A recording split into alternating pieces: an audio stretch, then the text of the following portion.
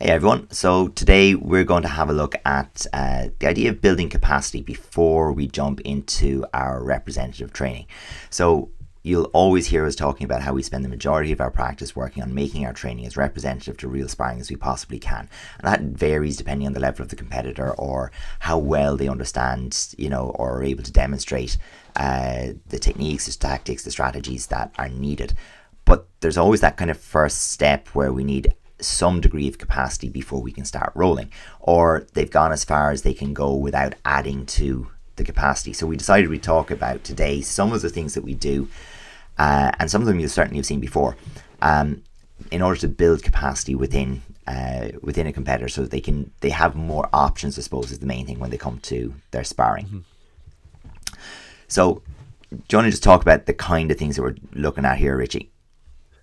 Yeah, so like before we can bring it into that live environment, you need to kind of build the whole kind of like ability to do it, let's say.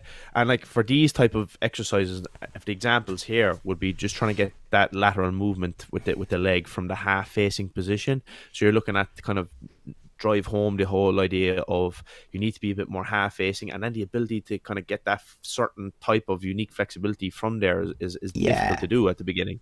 So it's just kind of using constraints in terms of a hoop here and things like that to be able to guide the movement pattern that you want. So you can see here that kind of brings out the movement pattern we're looking for. And then at the same time, we're building just a little bit of a basic conditioning as well at the same time, ideally. But the whole idea here is that you're just showing the direction that's necessary. And this needs to be built, like you said. The whole idea of capacity is like the building the ability to do it over time. And it's just being able to change that up with different looks as well helps.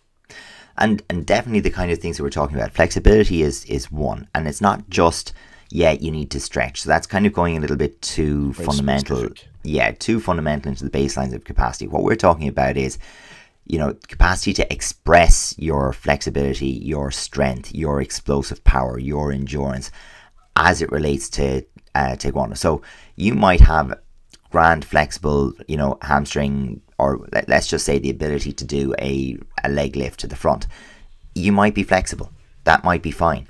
But to do it with this type of movement, with the body in a particular position, with the hands in a particular position, and with the intent for what's going to follow is a little bit different. The real thing for us, I suppose, is, yeah, how do we make it as specific to what we need, as possible? And how do we disguise the repetition? I think that's another huge part in capacity building. Yeah, because people get bored pretty quick, so you need to be able to change it up. I mean, here's like basically we're doing the same thing here now for the last couple of exercises, but they're just different exercises, and it seems different in people's brains, which engages them, because we would need the brain to be tuned into what we're doing for it to be of value. If you kind of get switched off and it's boring, you're not going to get the same value that you need out of it. So I think in particular as well, there's going to be different shots. Like in particular, this haxe kick is one of them that is a bit more tricky, and you need to build that capacity in a different way, as opposed to like usually like a turning kick to the body, for example, is straightforward. It's not as Yeah. difficult. You don't need much capacity for that word. There's certain techniques that you need to be able to just get that little bit of comfort and a little bit more confident in the kind of like isolation phase first, before you can start to bring it into the movement pattern. There's some that are more kind of tricky, obviously the spins and stuff and the back kicks and things like that, where some are you can literally just put them in and plug them in directly in, like at the beginning of training, Yeah. basically. And I think the difficulty that you run into with that sometimes is when you go to a live opponent, if the person's successful, it tends to be painful or lead to a bad outcome. Or if the person is, if their opponent is too successful, you never get to actually practice the technique. So Of there's course. there's and that is generally because, let's say, if you want to score that scenario, like if you can easily and fluidly reach above the head, it's very hard to use that technique in, let's say, a counter-attacking way, or to have a dynamic attack off the front leg. So we do need to spend a little bit of time developing the base capacity to do that. And Yeah, and as well on that point, Adrian, it's like these type of kicks won't suit everybody. So like the hacks in particular and back kicks and stuff, it won't suit everybody's game and based on their body type and things like that. So yeah, it's just finding if it's the right one for you as well. And we want everybody, like you want all your students to have a basic level to be able to execute this shot. But for some, like in a live environment against somebody at a high level, they won't be able to land it. And it's good to understand that as well, you know, what's a technique for you and what's not for you. Absolutely. And sometimes taking out the opposition does allow people to just discover the path, you know. So how do I move to make this work? And again, it's important as well here that, you know, we're giving suggestions by way of the constraints, by way of the, you know, the opposition to what's going to be needed to be successful in the technique, but we're not trying to refine it into one technique. Yeah. So and really what, you know, what it comes down to is, we're not saying, okay, in order to be successful with a downward kick, the knee needs to reach the, you know, a particular angle, a particular height. This moves first, that moves first. It varies. So it could be front leg, it could be back leg, it could be directly up and down, inside to outside, outside to inside. It could have a diagonal finish like the haxe. You know, all of these things are less relevant than did the foot go to the face. You know, and, you know, a lot of what we're trying to do is build the capacity to put the foot in the face from a situation that's relevant to sparring, rather than here is your front leg haxe kick to, you know, a static opponent. You know, we're not getting into a technique as tightly described as that. This is your basic strength conditioning training, your basic flexibility training rolled into one. And the whole concept is, how do we make things that we have a good general understanding of as Taekwondo specific as possible? How do we like translate our understanding of what's needed for sparring? You know, and as an example here, you know, if the person lays back overly much when making the side kick, then they can't carry it forward. So we will start at the wall and we'll try to make sure that the posture is good, that the knee comes back into a covering position, that the heel lines up correctly on the hip. And the reason we do all of that is to make sure that when they get into doing that in sparring or even in pattern, that that when they carry it off of the wall, you know, when they start to move forward with it, yeah, there's good defensive position. The body is carried tall. The hands are in a good place to be able to follow through into the next exercises. Yeah, that's exactly it. It's being able to use that to carry into the next exercise, and that's the key for me, because then on the flip side of that, I think, Adrian, as well, is like some people overly spend too much time on this at the higher level, whereas like you need to be able to execute this now. So it's for people watching, you need to understand where you're at in your journey.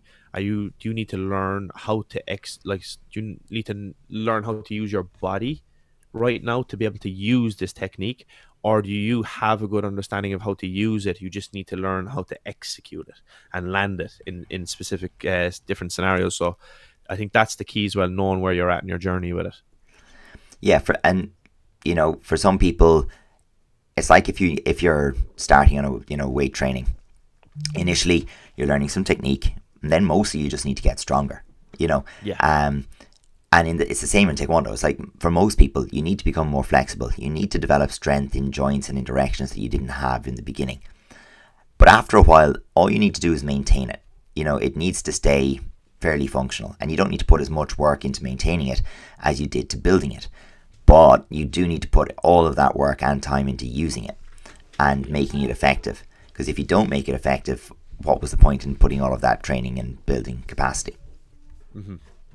Yeah, I think so. That's the key to it, because we don't get much time as well, unless you're doing training outside on your own. Most people don't get that many sessions, so you want to maximize your time that you're being able to use doing what we want to do. You know what I mean? So that's the key.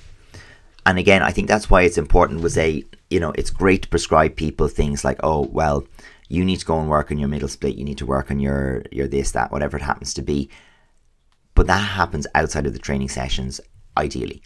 If someone is going to have 2-3 training sessions a week, we need to make sure that we only pick exercises within those training sessions that are going to have as much bang for the buck as possible, that are going to translate to them getting better at Taekwondo now, rather than here is something that, you know, if we really dial in on getting, you know, improving your flexibility, it means we have to let everything else slide for a period of time until we get to the flexibility to where we want it to be.